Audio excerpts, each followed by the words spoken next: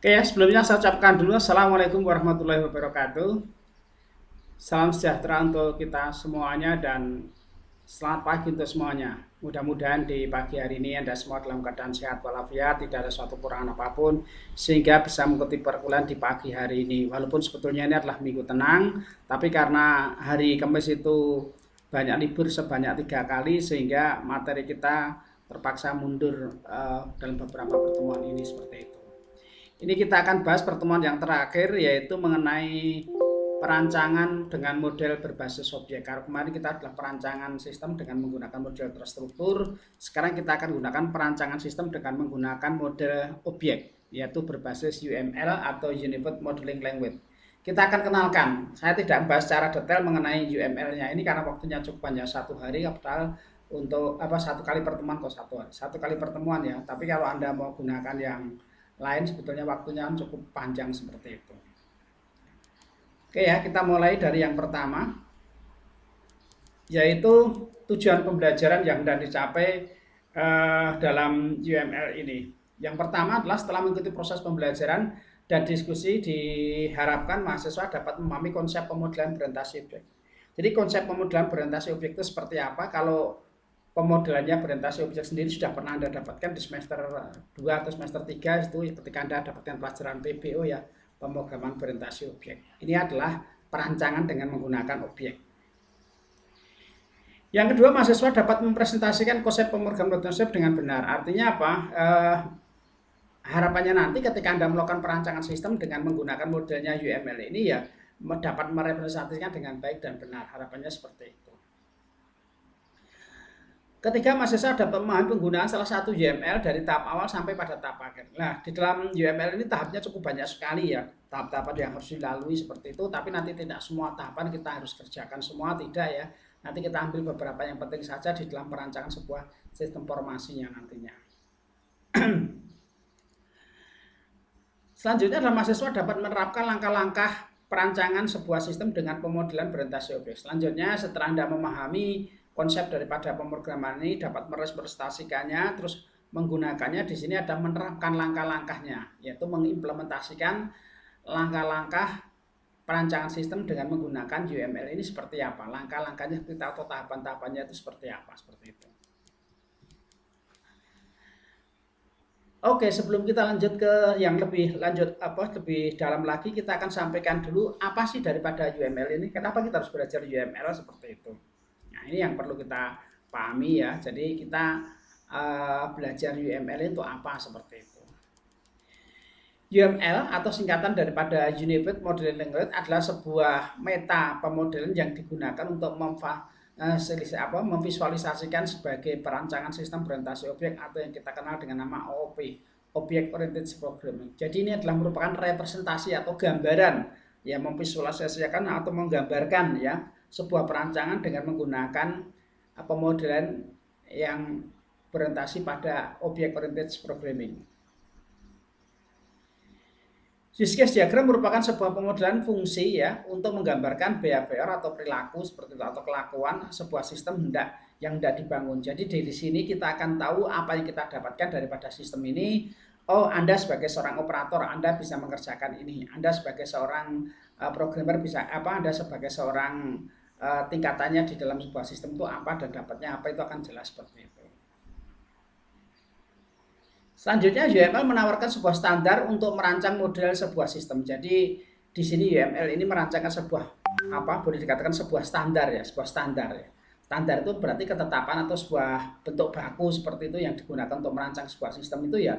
Salah satu standarnya adalah UML ini seperti itu. Ya, dengan menggunakan UML ini berarti perancangan saya sudah menggunakan standar untuk perancangan sebuah sistem seperti itu.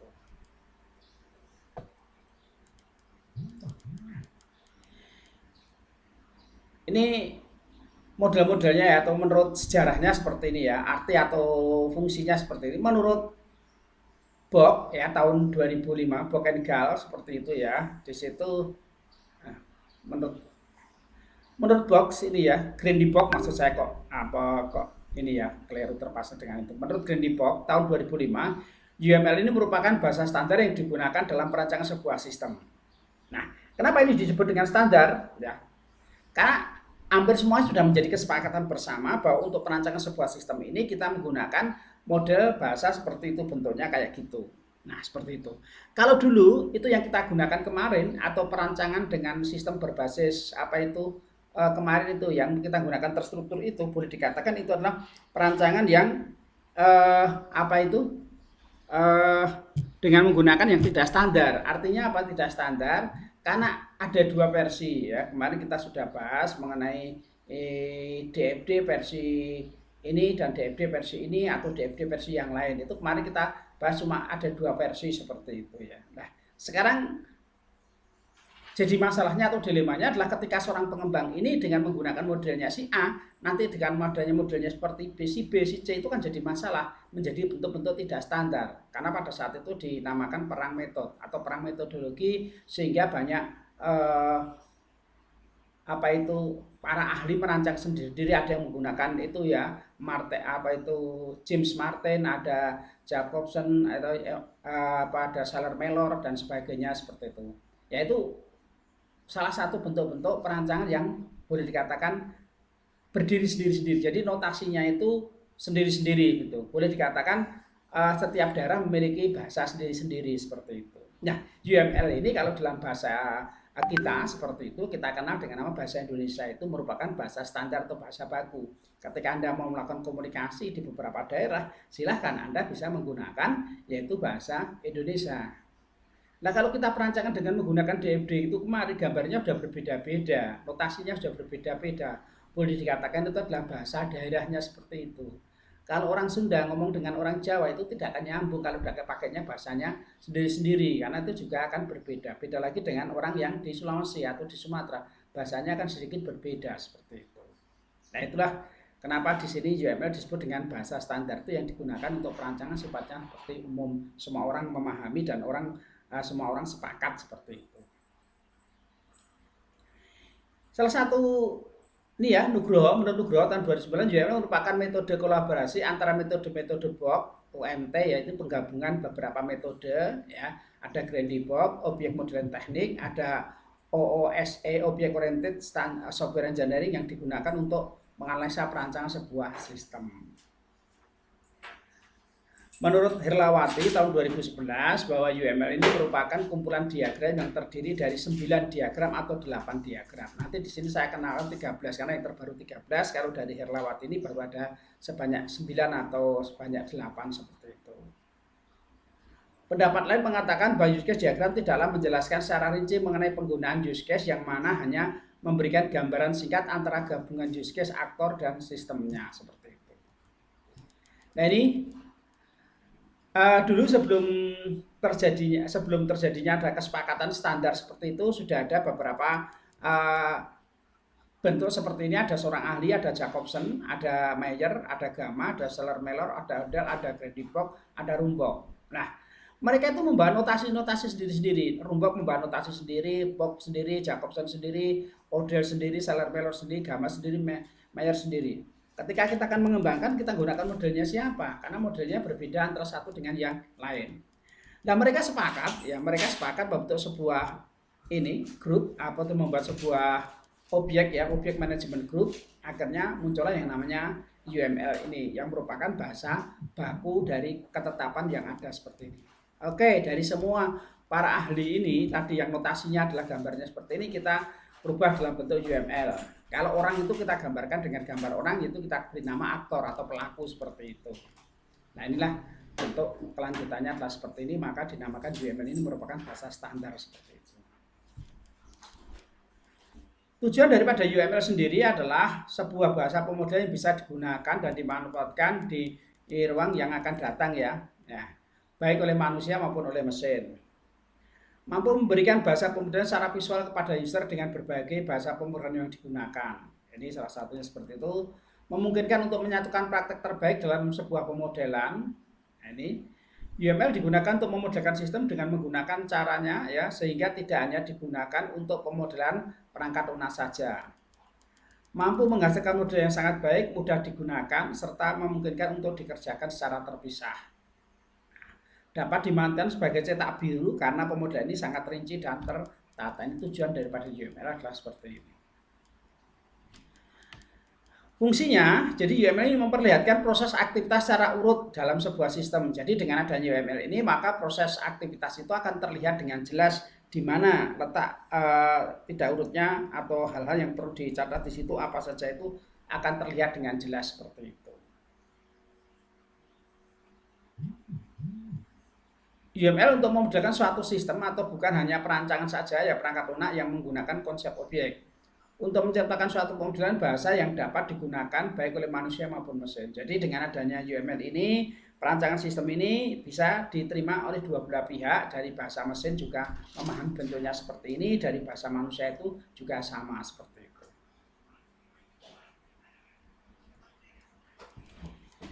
Jenis-jenis diagram UML sendiri merupakan kumpulan dari beberapa diagram yang berpendapat ya, yang terdapat dalam UML yang terdiri dari diagram, ada juga yang menyatakan 9 diagram, bahkan ada pendapat yang menyebutkan UML terdiri dari 13 diagram seiring dengan perkembangan.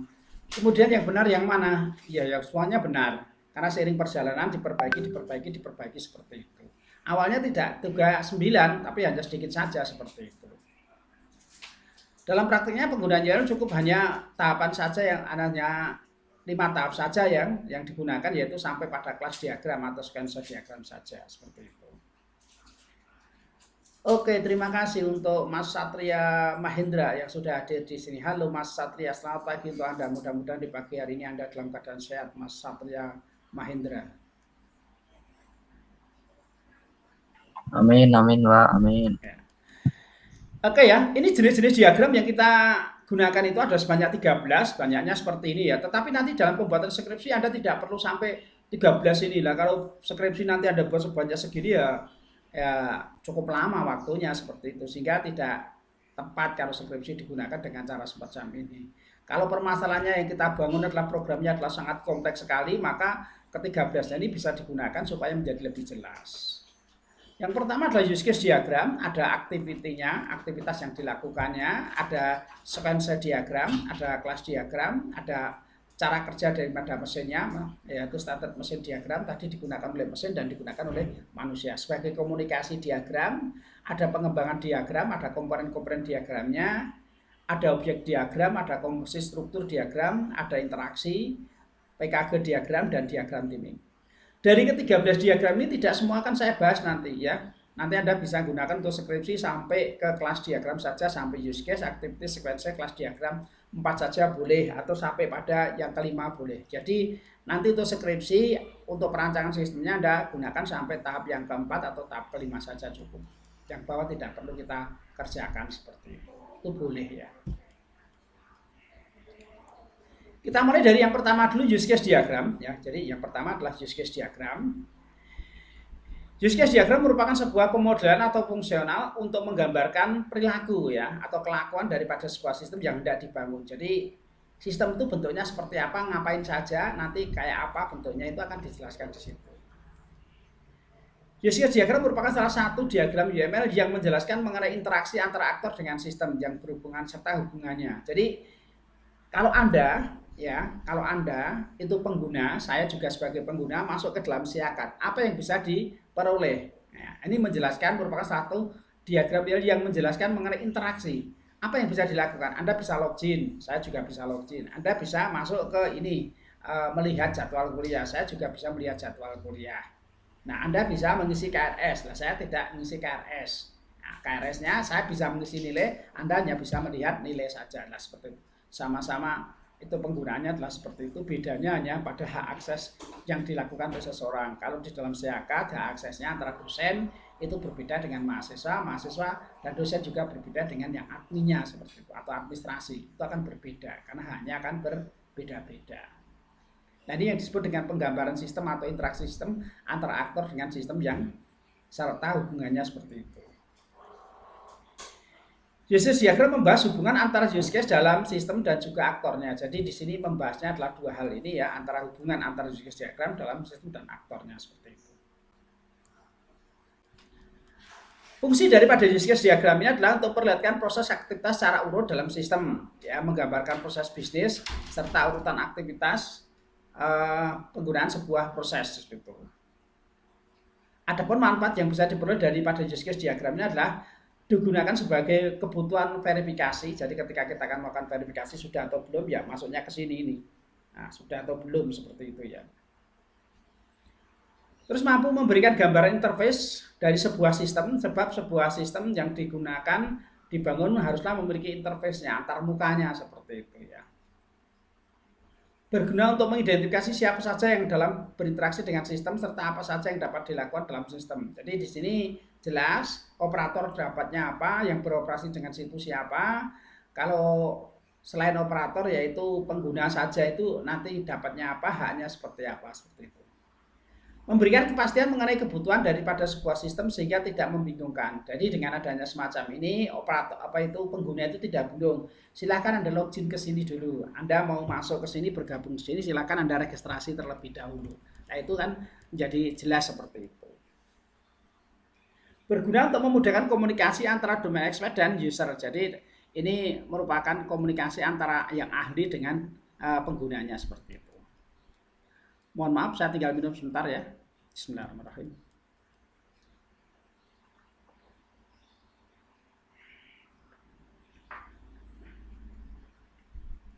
Oke, kembali ya.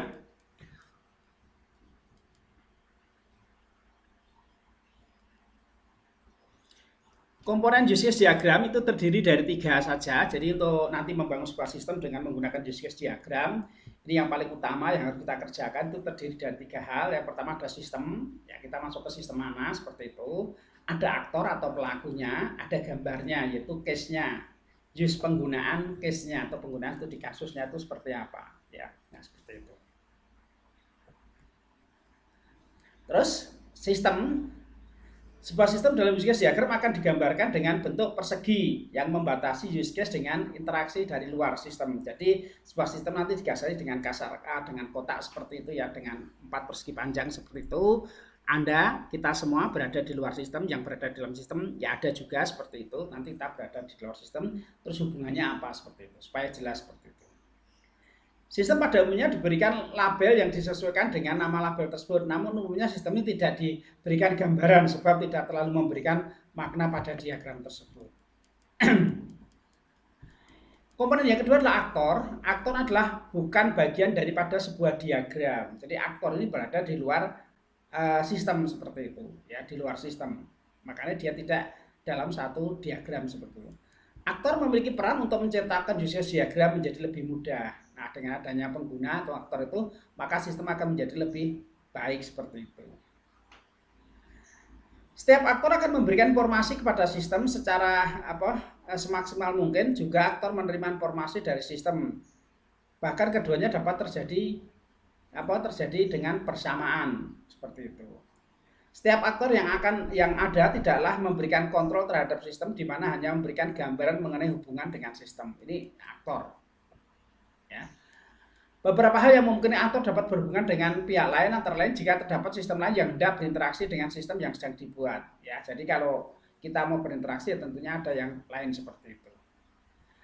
Terdapat external resource yang digunakan oleh sistem, adanya seorang maupun pihak lain yang akan menggunakan sistem tersebut, maka di sini ya terdapat kepentingan terhadap sistem yang mana informasi baik penerima ataupun harus sistem saling memiliki kepentingan. Ini fungsi dan beberapa yang memungkinkan aktor dapat berhubungan dengan pihak lain itu seperti itu.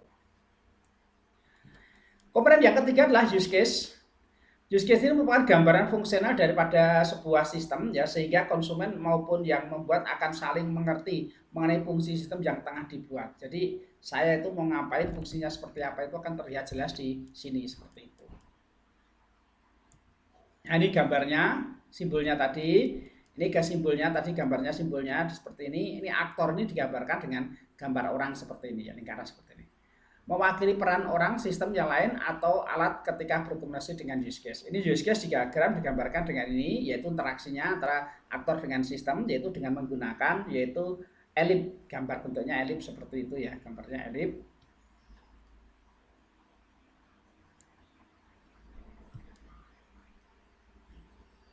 Terus ada anak panah ya, anak panah itu merupakan asosiasi atau abstraksi dari penghubung antara aktor dengan use case. Jadi aktor bisa melakukan apa dengan sistem dan sistem bisa memberikan apa kepada seorang aktor seperti itu. Ada garis putus-putus. Include itu menunjukkan bahwa suatu use case diagram seluruhnya merupakan fungsional dari use case yang lainnya. Ada extend menunjukkan bahwa suatu use case merupakan tambahan fungsi dari use case lainnya jika suatu kondisi tertentu. Oke, saya sapa yang sudah hadir di sini. Yang kelima ada Rizal. Halo, selamat pagi Pak Rizal. Mudah-mudahan di pagi hari ini Anda dalam keadaan sehat walafiat sehingga bisa mengikuti perkuliahan di pagi hari ini. Terima kasih sudah hadir di channel ini Mas Rizal R. Ini contoh penggunaannya seperti ini, use case diagram. Oke, terima kasih Mas Rizal. Ya. Ini adalah gambar daripada sebuah sistem. Jadi sistem ini digambarkan dalam sebuah kotak, ini sistem, ya sistem. Aktor ini berada di luar sistem. Ini adalah pengunjung, ini adalah anggota, ini adalah pustakawan, ini adalah admin. Ini adalah use case diagram tentang sistem informasi perpustakaan. Nah, ada dua hal di sini, ada anggota sama pengunjung. Pengunjung itu berarti belum menjadi anggota. Kalau anggota pasti sudah jadi seorang pengunjung seperti itu kan gitu ya. Jadi di sini ada anggota. Apa yang bisa dilakukan anggota terhadap sistem perpustakaan? Oh, anggota bisa pencarian buku, anggota bisa melakukan pemesanan buku, anggota bisa melakukan login di sini ya, bisa juga. Ini dari sini login. Anggota bisa melakukan yaitu logout atau keluar daripada sebuah perpustakaan. Nah, kalau pengunjung dia hanya bisa histori peminjaman di sini ya, ada yaitu pencarian buku. Nah, seperti ini ada pencarian buku. Ya, hanya melihat-lihat saja, belum bisa pinjam. Kalau mau minjam berarti apa? Dia bisa membaca bukunya tapi dia tidak bisa minjam. Kalau mau minjam harus menjadi seorang anggota. Nanti kalau sudah ini pengunjung ini melakukan registrasi, ya kalau di sini adalah sebetulnya registrasi ya. Registrasi baru nanti jadi anggota, dia bisa melakukan pencarian buku, bisa melakukan pemesanan buku, bisa melakukan ini. Sekaligus ini include dengan peminjaman. Jadi anggota bisa melakukan pemesanan buku sekaligus peminjaman seperti itu. Pencarian buku extend bisa sekaligus untuk manipulasi ini ya, atau apa saja pelaporan. Nah, tugas seorang pustakawan. Nah, pustakawan ini juga berada di dalam suatu sistem tadi biar dia ada di luar sistem. Oh, kalau pustakawan bisa apa? Berdaya pendaftaran anggota seperti itu. Bisa mendaftarkan ke pengunjung mau menjadi anggota maka didaftarkan oleh pustakawannya di sini. Pustakawan bisa membuat yaitu pelaporan grafiknya. Siapa yang berkunjung dan siapa saja yang ini dalam waktu 1 minggu berapa. Ini. Sekaligus membuat pelaporan input, sekaligus membuat laporan harian atau bulanan atau tahunan seperti itu. Anggota bisa mencatat pengembalian buku, ya pustakawan di sini atau administrasi di sini bisa mencatatkan pengembalian buku yang dipinjam oleh anggota. Ya, pustakawan juga bisa mencatat peminjaman buku yang dipinjam oleh anggota, yaitu memanipulasi data kartu. Admin di sini, admin dia bisa melakukan login, bisa melakukan manipulasi atau data buku, artinya mengedit, menambah, mengurangi, dan menghapus. Ini fungsi daripada seorang admin yang berada di dalam sebuah sistem. Ya. Manipulasi data karyawan, bisa data bukunya, bisa data karyanya. Manipulasi di sini artinya bisa merubah, mengedit, menambah, menghapus seperti itu ya. Itu yang disebut dengan manipulasi daripada seorang admin. Manipulasi apa? Data bukunya kita perbaiki. Manipulasi yaitu petugasnya atau seperti itu. Oke, sebelum lebih lanjut, saya sapa lagi yang sudah hadir di sini. Ada Mas Raihan Galang. Terima kasih sudah hadir di sini, Mas Raihan Galang. Selamat pagi untuk Anda. Semoga Anda dalam keadaan sehat walafiat, tidak ada suatu kekurangan apapun. Oke, Pak. Ya, oke. Terima kasih sudah hadir dan bergabung bersama teman-teman yang lain. Ini contoh lagi yang lain, use case diagram akademik ya. Di sini informasi akademik yang kita gunakan. Di sini ada dosen, ada mahasiswa. Apa yang bisa dilakukan oleh dosen? Dosen ini dia bisa mengapa? Yaitu lihat nilai ya di sini ya. Untuk dosen bisa melihat nilai ya. Dosen bisa mengubah nilai, dosen bisa menghapus nilai, dosen bisa masukkan nilai, dosen bisa melakukan pendaftaran, bisa melakukan login. Nah, kalau mahasiswa dia hanya bisa cetak nilai ya. Jadi dosen tidak bisa mencetak nilai, yang bisa mencetak nilai adalah mahasiswa. Mahasiswa bisa melihat nilainya, mahasiswa juga bisa daftar, mahasiswa juga bisa login. Nah, ini bagian admin. Ya, admin yang berada di sini, bahwa admin ini bisa melakukan login, bisa melakukan pendaftaran, bisa melakukan masukan nilainya, bisa juga menghapus nilai, juga bisa mengubah nilai, bisa melihat nilainya atau cetak nilainya di sini. Hampir mirip dengan yaitu dosen seperti itu. Nah, ini tadi contoh seperti ini. seorang aktor melakukan ini, login ya, bisa ngapain? Oh, ini bisa melakukan yaitu kirim pesan, bisa melakukan penjualan, bisa melakukan yaitu kelola membernya, bisa melakukan kelola produknya, bisa melakukan kelola transaksinya, bisa melakukan kelola pemesanan, bisa melakukan kelola laporannya seperti itu. Ini apa yang bisa dilakukan seperti ini. Nah, ini penggambaran use case diagram dengan sistem yang hendak dicapai adalah seperti ini. Oke, sampai di sini dulu. Ada yang tanyakan? Silahkan kalau ada yang tanyakan. Halo, ada yang mau tanyakan? Belum ada, Pak. Ya, oke, terima kasih kalau belum ada. Kita lanjut ke aktivitas diagram. Jadi aktiviti diagram merupakan jenis diagram UML digunakan untuk menggambarkan proses sebuah sistem. Kalau tadi hubungan antara aktor ya, kalau tadi use case tadi hubungan antara aktor dengan sistemnya, sekarang di sini adalah prosesnya, penggambaran sebuah proses. Setelah proses yang terjadi dalam sistem akan digambarkan dengan rinci dan lengkap, langkah demi langkahnya ya, dari masuk hingga keluarannya seperti itu. Tujuan daripada aktiviti diagramnya adalah untuk menjelaskan urutan aktivitas dalam sebuah suatu proses ya, urutannya seperti apa. Oh, urutannya setelah ini itu adalah ini, setelah ini. Sehingga nanti kalau terjadi kesalahan itu kan mudah untuk ditelusuri karena urutannya jelas seperti itu. Historinya cukup jelas seperti itu.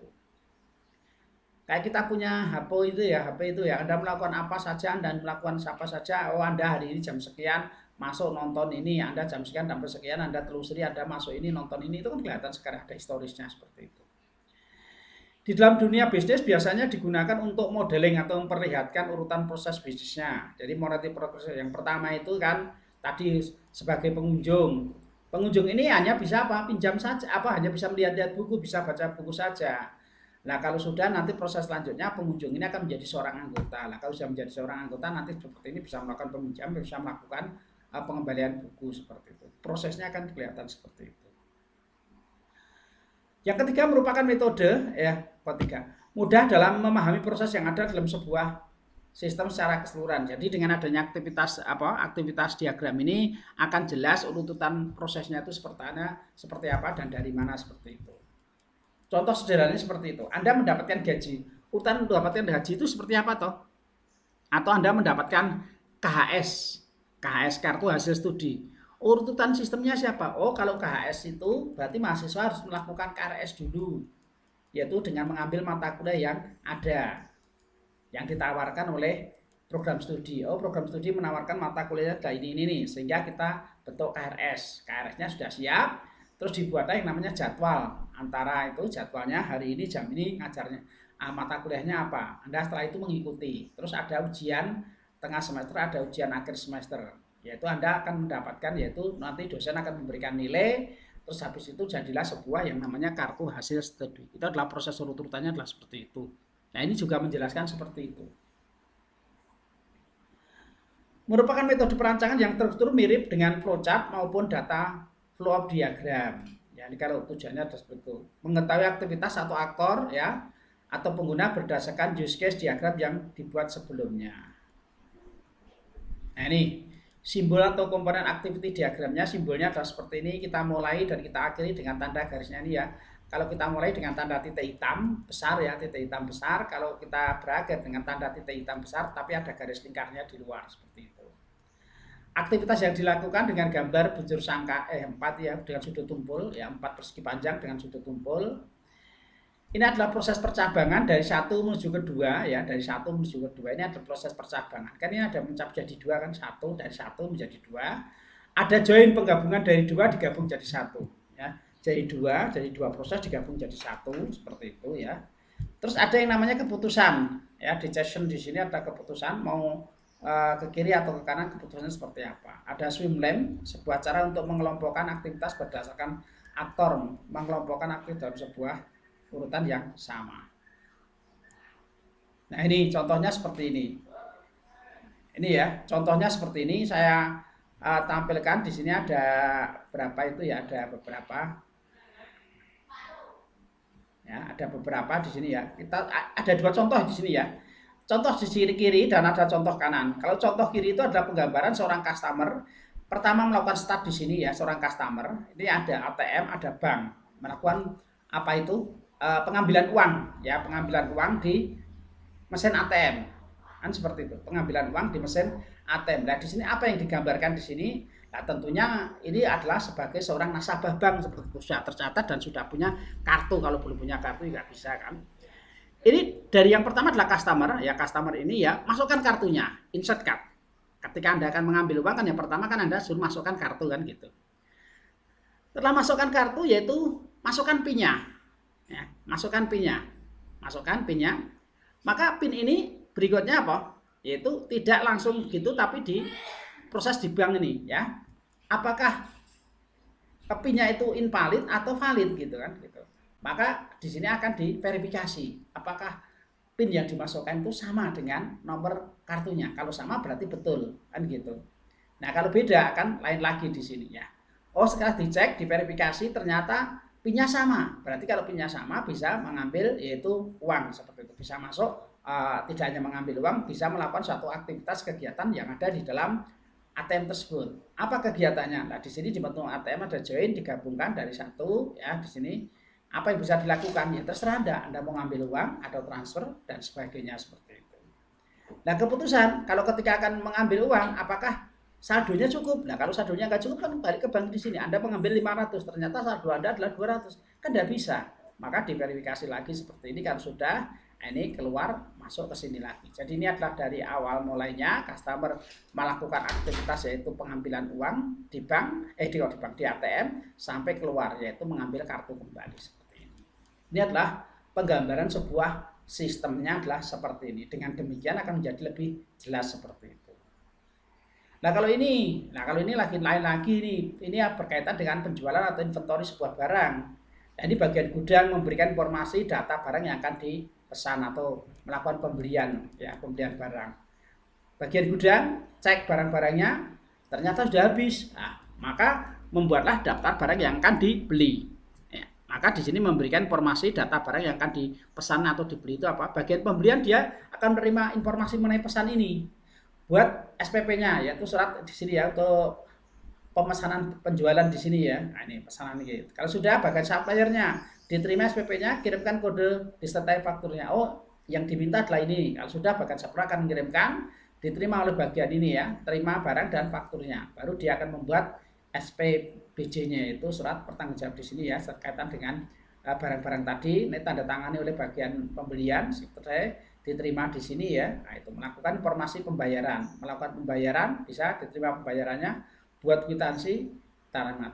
Terakhir bagian pembelian di sini. Ini beda kalau di sini berakhir dari customer ke customer, kalau di sini dari bagian gudang ke bagian yaitu pembelian seperti itu. Yang ketiga adalah sequential diagram. Sequential diagram ini untuk menjelaskan interaksi antara objek dalam sebuah sistem yang diurutkan berdasarkan waktu, ya waktunya, urut-urutan yang pertama apa, kedua apa, ketiga. Kan ada waktu prosesnya seperti itu. Untuk memudahkan engineer dalam penyusunan sebuah sistem yang diinginkan dengan cepat sebab tahapan yang dilakukan telah sangat jelas, yaitu urut-urutan berdasarkan waktu atau urutan berdasarkan tanggal seperti itu.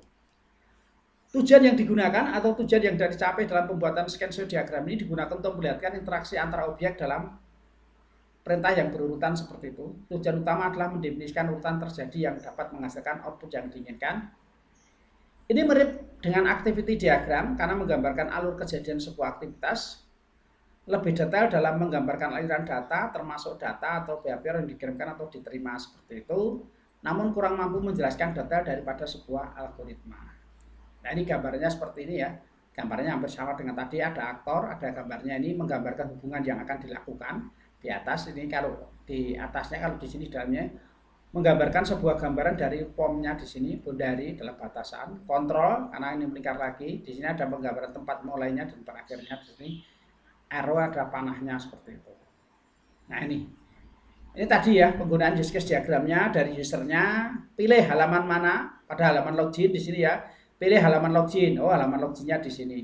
Input username dan passwordnya. Masukkan user sama passwordnya. Terus diverifikasi, kontrol proses datanya. Diverifikasi apakah betul? Kalau betul maka dia akan bisa username dan password. Salah, kalau betul ya dia akan masuk ke sini. Kalau salah akan diverifikasi seperti ini sampai pada halaman utama daripada user, yaitu sudah masuk ke halaman utama.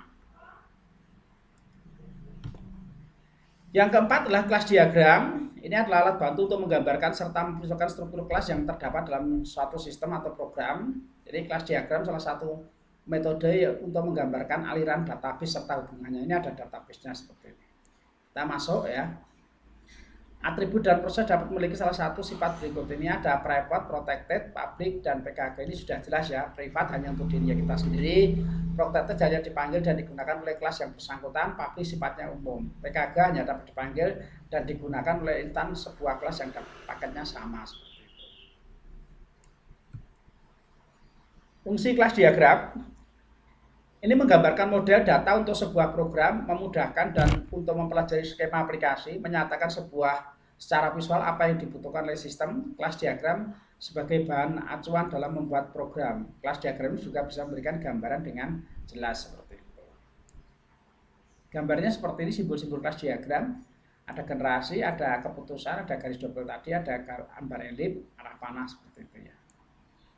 Ini gambaran kelas diagramnya seperti ini. Hubungannya gini. Ini ada pasien, contoh, ada ID pasien, kita database-nya, ada namanya, ada jenis kelaminnya, ada tanggal lahirnya, ada alamat rumahnya, ada kunjungan fisiknya. Nah, di sini ada penggunaan new pasien, kita gunakan ID stringnya di sini ya, ID tapi tipenya string di sini ya. Ada nama, kita gunakan, ada gendernya tadi ya. Ini. Pasien 1, pasien kedua apa yang dilakukan, dan ini ada perusahaan melakukan apa, hubungannya seperti ini. Kalau di dalam tulisan database-nya adalah seperti ini, ada kelas pegawai, hubungannya dengan ini departemennya, hubungan pegawai dengan departemen, berarti pegawai memiliki departemen atau departemen ada pegawainya seperti itu. Pelanggan dengan transaksi dan produk yang dihasilkan, ada makanan atau minuman, di sini ada perlengkapan mandi, ini produknya. Produknya ada minuman, ada makanan, ada perlengkapan mandi. Ini produknya yang digunakan seperti itu. Statement chain, gambarnya seperti ini komponennya. Ada prestasi mesinnya di sini ya, gambarnya seperti ini. Komunikasi diagram, nah, ini gambarnya juga sama, kita gunakan, yaitu apa yang dilakukan. Jadi nanti tidak semuanya Anda kerjakan, tapi cukup sampai 4 atau 5 saja cukup ya untuk skripsinya ya, seperti itu ya. Timing diagram, langkah-langkah penggunaan UML yang perlu diperhatikan. Ini ya langkah-langkahnya. Berikut adalah langkah-langkah atau tahapan yang dapat dilakukan dalam membuat sebuah UML. Untuk hal ini sangat perlu diperhatikan adalah seperti ini, yaitu membuat daftar bisnis proses dari level paling atas untuk mendapatkan aktivitas yang mungkin muncul. Jadi dimulai daftarnya itu dari kegiatan-kegiatan awal sampai akhir seperti itu. Memetakan use case untuk setiap bisnis proses yang telah disusun. Jadi dengan proses bisnis ini disusun ya, seperti itu. Membuat deployment secara umum atau kasar, mendefinisikan objek-objek level atas, PKG maupun domain, dilanjutkan membuat ininya. Ini, membuat rancangan user interface-nya, siapa yang akan menggunakan sistem ini, dan fungsinya apa atau tugasnya apa. Apa sebagai seorang pembelian, atau bagian penjualan, atau bagian gudang, atau bagian apa, tergantung daripada sebuah sistem yang dibangun. Membuat kelas diagram dari model yang telah tersedia. Ya, membuatkan kelasnya. Membuat komponen diagram dari hasil kelas diagram yang telah dibuat sebelumnya tadi, merinci deployment diagram yang telah dibuat. Terus memulai membangun sebuah sistem. Dalam ini terdapat 2 pendekatan, diantaranya pendekatan use case dengan komponen-komponen yang ada tadi. Studi kasus ini ya. Studi kasusnya, ini contoh ya. Sebelum saya masuk ke studi kasus, mungkin ada yang tanyakan dulu. Kalau ada yang tanyakan silakan.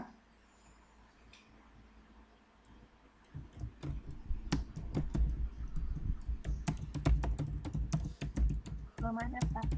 Oke, terima kasih. Kalau belum ada. Ini contoh ya, contoh studi kasusnya seperti ini.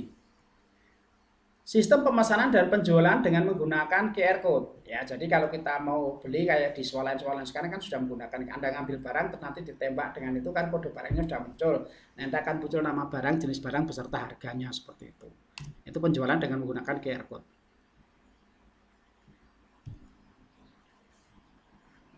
Kita mulai dengan use case diagram. Di sini use case diagram, siapa yang terlibat di sini? Jelas adminnya ada ya. Kalau ini contoh, ini kedai kopi ya, kedai kopi di situ ya. Di makanan, rumah makan seperti itu ya. Kalau ini tadi ya, studi kasusnya tadi, salah ini nulisnya. Ini sistem pemesanan dan penjualan dengan menggunakan QR code. Ini berarti pemesanan makanan dan minuman ya. Ini.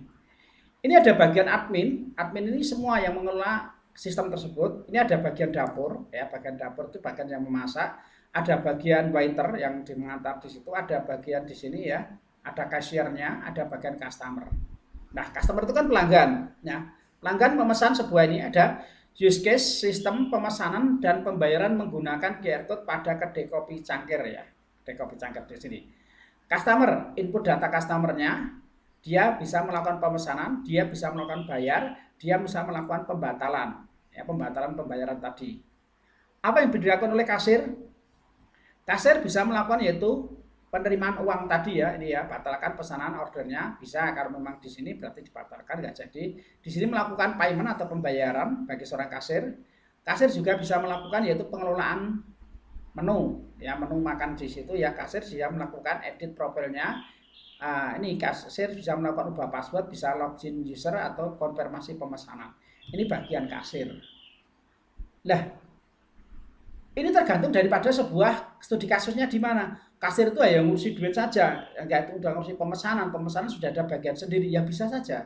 Jadi kasir hanya melayani bagian yaitu pembayaran, ya sudah. Itu kalau memang seperti itu. Kalau tidak merangkap, jadi kasirnya berdiri sendiri, yaitu khusus untuk melakukan pembayaran saja seperti itu. Tapi kalau seperti itu biasanya tokonya besar, tapi tokonya kecil, kasir ini juga nyambi jadi pemesanan seperti itu. Ada waiter, di sini bagian melakukan pembayaran juga bisa melakukan seperti itu. Apa yang bisa dilakukan seperti itu. Bagian dapur, nah di sini bisa memasak konfirmasi. Pesan ini, dimasakkan ini terus dikirim oleh atau diantar seperti ini. Ini aktivitas diagramnya dari mulai start loginnya sampai ke sini ya, startnya dan berakhir di sini. Apa yang dilakukan dari ini tadi kan ada 4 nih ya. 1 customer, 2 adalah kasirnya, ketiga adalah waitersnya, keempat adalah bagian dapur, kelima admin tidak perlu. Ya, karena itu berada di luar. Customer, apa yang dilakukan? Dia login melakukan pemesanan ini, kasir melakukan pembayaran, kitchen tadi, terus waiternya tadi, seperti itu. Input data customer untuk penggunaan sistemnya. Nah, ini sequence diagramnya bentuknya adalah seperti ini. Ini perancangan basis datanya, kelas diagramnya. Terima kasih banyak untuk atensi Anda di hari ini. Mungkin ada yang menanyakan, silahkan saya sapa lagi yang barusan hadir. Tadi ada Mas Muhammad Iqbal. Halo Mas Iqbal, selamat pagi untuk Anda. Ada Nadia Rahmat, terima kasih sudah hadir. Terus ada Indra Hadi, Rahardian, terima kasih sudah hadir. Selamat pagi untuk Anda. Ada yang menanyakan? Kalau ada silahkan, monggo bisa ditanyakan sebelum saya tutup. Belum ada, Pak. Ya oke, terima kasih untuk Mbak Nadia. Ada lagi yang lain?